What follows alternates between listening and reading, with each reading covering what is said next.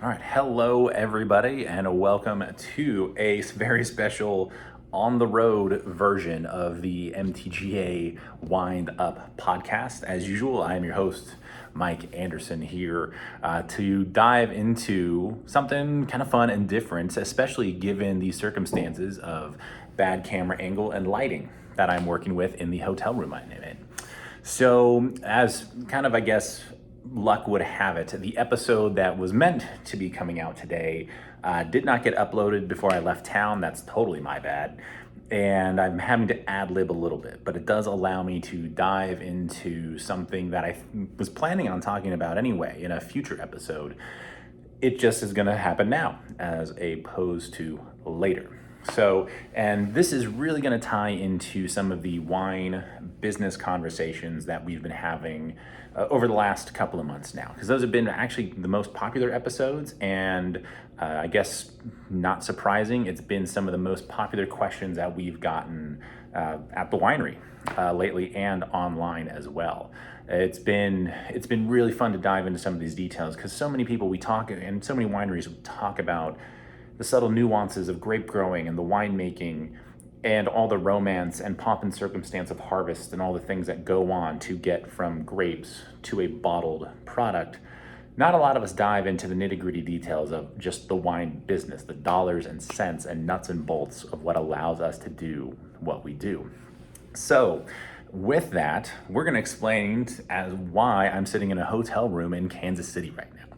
Number one, I needed a barbecue fix. First and foremost is that California, I love you so much, but grilling is not barbecue. Just face the facts, it's not. And there's a handful of good places where you can get decent barbecue in California, but let's face it, the South, the Midwest, and the Carolinas on the East Coast, they've got you pegged.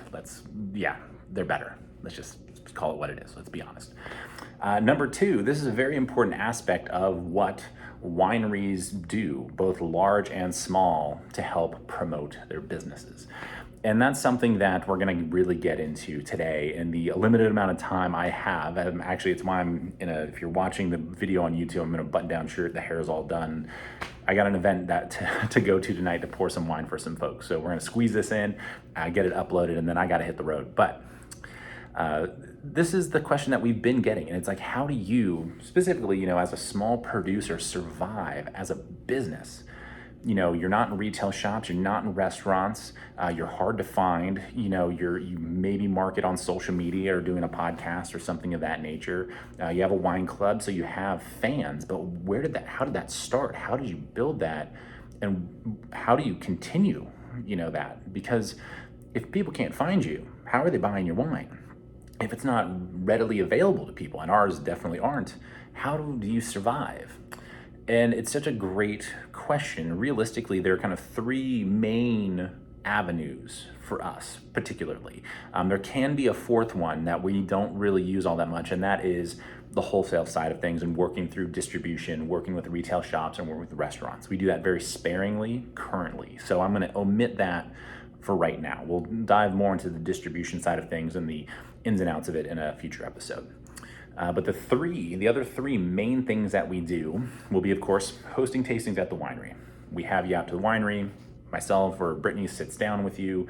We go through a lineup of wines. We talk shop. We hang out.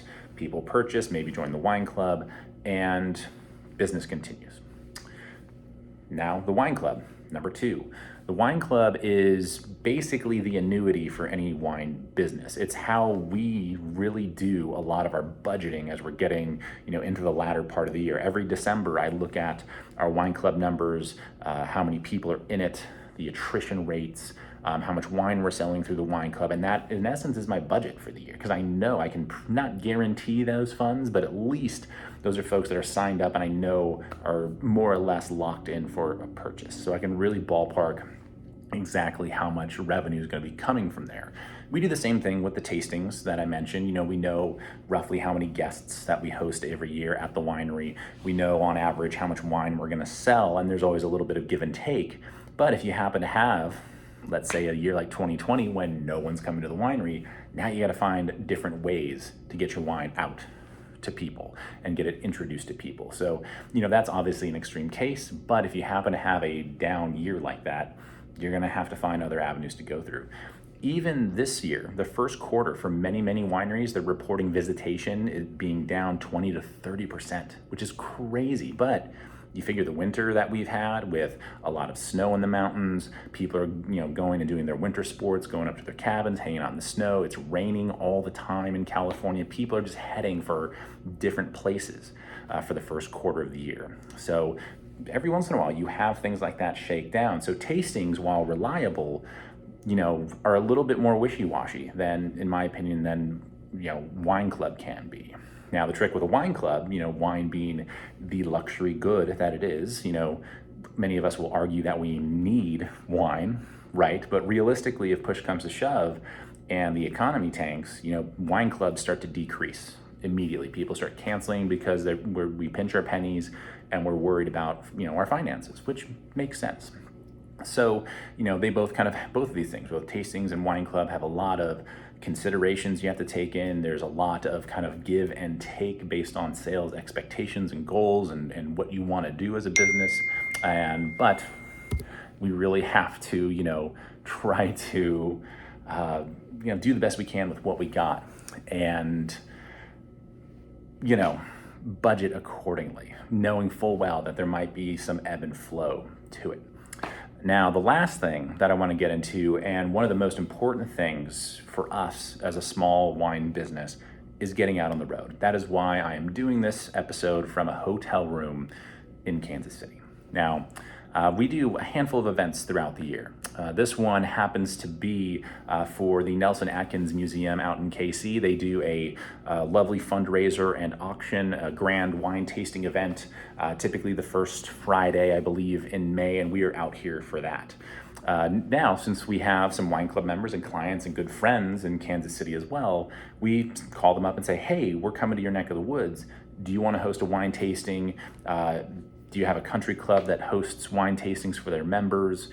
Can we kind of figure out, ways to get wine out in front of some new people? And it's a lot better than cold calling, for sure, because you get a personal recommendation from someone who's already purchasing and enjoys your wine. They're introducing it to their friends by bringing them to that, tasting event.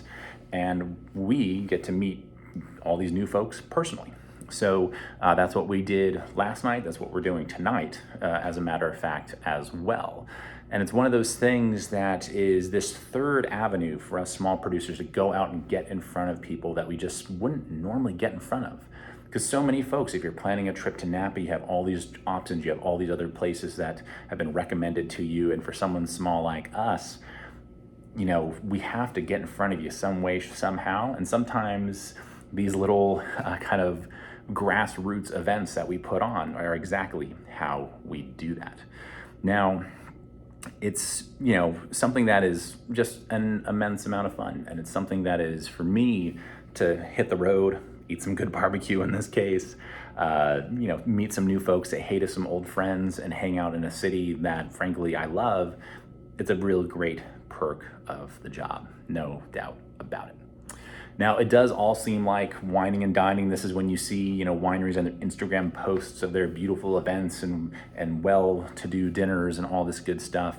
But we're working the whole time. We're kind of night owls when we're on the road because our events are typically in the evenings. We sleep late because we're out late. We have a nice big lunch because we know we're not going to eat dinner. We're just going to be too busy hosting people. And we just rinse and repeat and kind of knock this out as we go. So those are really the three kind of main facets that we utilize as a small brand and how we really survive. And the way you can think about any one of those three is we kind of just break it up into thirds, right? A third of our business comes from tastings, another third from wine club, and another third from being on the road and doing these events out and about. Now, this is, kind of where you, as a wine business, have to decide what you want to do. If you're heavy into the wholesale game, you're probably working more with like retail shops and restaurants if you hit the road. You're probably working with your distributor when you hit the road. If you're a smaller brand like us, maybe you're going to, a wine club member's place. They have some wine in their cellar, or you bring a little bit with you and you say, okay, well, we're just going to hang out as a group of friends, pour you some wine, enjoy, and try and introduce you. It's like a Tupperware party, for those that remember what Tupperware parties are, for wine, basically. Way more fun than Tupperware. It's good wine, for sure, for sure. But, how we break out those thirds are all in essence kind of different, different revenue streams for us as a small brand. And I'll put it this way, the wine club, as I spoke about it, kind of being that annuity and really the main thing that we budget around, in essence, the money that comes in from our wine club, all those bottles and all that, revenue that comes in, we don't really see a penny of. That comes in and goes right back out to pay bills. We're talking bottling runs, we're talking fruit costs, we're talking any labor, any marketing, travel such as this. The wine club is very much our bottom line. And for those that know, we have a handful of wines that are in essence the front runners of that. That's going to be our Pinot Gris, our white wine, our Pinot Noir, our Napa Valley Merlot, our red blend, and our Cabernet Sauvignon. Those 5 wines in our lineup are just pay the bills kind of wines. They are the chateau cash flow of our wine business. I don't really get to see anything in terms of a paycheck from any of those wines, and very little from our wine club, because just the cost of doing business in Napa and doing what we do, on a small scale, it's just expensive. So you have to have those products, in your lineup that are going to allow you to pay those bills and allow you to do, all the fun things that you want to do. And that's where supplementing with something like distribution, or supplementing with something like these events on the road, that's what allows us to earn a living. That's how, these events are really how I pay my bills at home. It's the paycheck that I earn. It's how I put food on the table. So that's why I'm out on the road doing a bunch of events in a given week, kind of around this great charity event. And number 2, it also allows us to invest more into our higher end wines. It gives us a little bit of a buffer to do things like our St. Helena Merlot, the single barrel Merlot, the Black Knight Pinot Noir, the Cab Franc, the Grand Cask Cabernet, kind of all of our high end wines that, require more new barrels. They require, more intense graphic design and screen printing in the case of one of our Cabernets and some of our single barrel wines previously. It's really, all these wines are so much more expensive to make, and for all these wines that we really want to be making, that's what a lot of these on the road events really help us with. It's kind of that nice little boon that we get occasionally through the year when we're on the road that allows us to say, for me, 1, actually earn a paycheck, and 2, have a little extra money in the MTGA coffers to buy the barrels I want, to invest in different equipment, to do more with our label design, and do kind of all the fun things that we really want to be doing. The 5 wines that I mentioned are white wine, Pinot Noir, Merlot, Napa Valley Merlot, red blend, and our Cabernet Sauvignon, those being like the cash flow wines. That's just it. They allow us to pay the bills and continue to stay on the current track and keep moving forward the way we are. They keep the lights on, which is fantastic. But when we can take some of our smaller production wines out on the road, introduce people not just to our great staples, but some of the really high-end wines that we make, that's really where we do the most work and what allows us to continue to grow and actually stay in business. That's everything. Because the tasting game, we can only host so many tastings a year. We only host, maybe a couple of tastings a day, at our busiest, realistically, if that, realistically. There's a finite amount of time that I have, think of, when I'm on the road like this, or that Brittany has as well in terms of hosting guests. The wine club continues to be kind of the diesel engine that just keeps running and keeps us going. And then this supplemental, these travel and events are kind of that supplemental income that allows us to just do what we want to do and be able to continue to invest more into things like MTGA or Blair Payton and even new projects that we have coming on down the pipeline. So, when it comes to surviving as a small label, and someone said it so eloquently this last week at a tasting. She's this gal from Southern California. They were part of this lovely group, some friends of ours from down in San Diego. Shout out to Chris and Martin and the whole crew. It was awesome to see you all. She's like, how do you stay in business? Like, you guys don't, like, you're not filthy rich. Like, you're not killing, you're not making millions of dollars. Like, you're, you're wearing kind of a torn up vest, jeans, maybe some Converse that are like, you're not like rolling in it, why do you do this? And the easy answer was because we love it. We love doing what we do. Do we make a killing? No. This is not some venture capital, get rich, tech industry type thing. This is a love of the game industry, for us and what we do with MTGA or what other folks do with their small labels. You really just have to love what you do. And are you gonna get filthy rich? No, you're just not. You're not going to in the wine industry. There are a handful of people who have been able to knock that out. You're talking about the Dave Finneys and Joe Wagners of the world. Outside of that, you're going to have to talk about producers that are making tens of thousands, hundreds of thousands, millions of cases, and supplying like the country and the world with wine. That's really where you move that needle forward. But if you're like us and you have that smaller craft mentality, you have to find other ways, and to do that, to pay those bills and continue doing what you want to do, and try not to sacrifice what you want to be as a small business. So you go through those 4 avenues. You go through your distribution channels, you go through your wine club, you go through hosting tastings and maybe other on the road events and supplemental things. And you have to figure out which one of those 4 you really want to maybe focus on, what's really going to be most important in moving the needle for your own business. Because some people, we have great friends that kill it in the distribution game. Their wines are all over the place. They're well supported throughout the country and even abroad. We have other folks that just rattle out tastings. I mean, so many people come out to see them. We have folks, friends of ours that have these giant wine clubs, and that's what they do. And then you have folks that are just on the road constantly.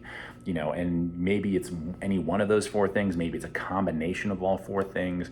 For us, we have the 3 that we really focus on between the wine club, number 1, tastings, number 2, and then on the road, number 3, to really help us move the needle. And that's what has allowed us as a small business to really continue to grow. So are we gonna kill it? Are we gonna make boatloads of cash? No, but we get to travel around the country, see cool cities, hang out with great people. You definitely get to live the lifestyle a little bit, which is nice. You're not gonna be driving the Bugatti down the street. You're not gonna be, wearing the vintage timepieces. You're not gonna be wearing Gucci necessarily. You're gonna have to learn how to budget. And you're gonna have to learn how to kind of live and work within your means, as that small business. But realistically, for those of us that do it, we really would not want it any other way. So that's how we stay in business. That is how, those are the gears within MTGA and so many other small wineries that make us, or allow us, I should say, to do what we do and continue pushing forward and growing and making the great wines that you have come to know and love from us. So, it isn't without its challenges. You go through weeks or months where it feels like you're never going to sell another bottle of wine. You have a cold, wet winter like we did this year, and it's tough. It's tough. It's a grind. But you get through these sunny months and, late April into early May, and this is the busiest we've been since last harvest, when so many folks are coming out to see the winery and see the harvest and all the action that entails. So, we have, these peaks and valleys throughout our seasons, just like many people. For all the accountants that just got through tax season, you know what I'm talking about. For all the probably fire department and PD folks, you look at Halloween and big holidays, you're like, yep, we're getting 4th of July, things where you have to be like up and aware and know what's going on because there's just so much happening. For anyone that's in the sports realm, what your season is and where you're gonna have those busy moments. Any business, has that. You also have those places where it's going to be a little slower, a little mellower, and you got to squirrel away, funds to be able to get through those moments and be ready to get out there and start all over and tackle the opportunities that finally do come your way. So it's something that is constantly a challenge as a small producer, as to continue growing and living within your means and being able to do what you want to do. But if you can dial in any one of those 4 sales channels and kill it, you'll be all right. But it all comes back to very much, part of that business episode that we dove into. You have to have that business plan. You have to have that strategy, whether you're making a few hundred cases or a few thousand or tens of thousands or millions of cases, you have to have a plan. It's just that cliche, a failure to plan is a plan to fail. It's kind of that simple.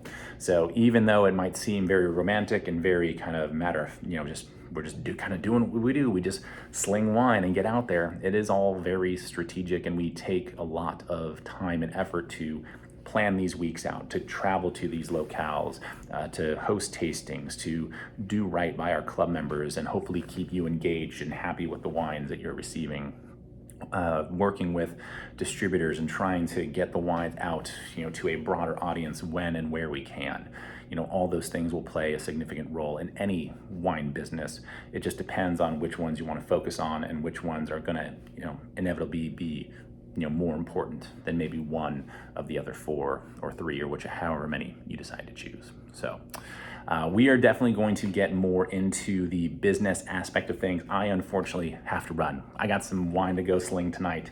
Thank you all for your patience as I've kind of messed up my upload schedule over the last couple of weeks. I hope you enjoy this little chat. I appreciate you so much for tuning in. Don't forget to rate, review, share the podcast with your friends. On top of that, there's one other thing. Oh my gosh, what was it? I completely forgot. It'll come up another time. But thank you so much. Continue to share it, download it, do all the things. Oh, that's what it was. Be sure, since we just did our end of April, our end of month Q&A, be sure to submit your questions for anything that you want to know more about, whether it's wine, hospitality, the business side of things, the winemaking side of things. We'll be doing another Q&A at the end of May. As well. We'll continue to do those at the end of every month to dive into some more of these little nitty-gritty things that come up during the episode. So thank you all so much. We'll see you again soon.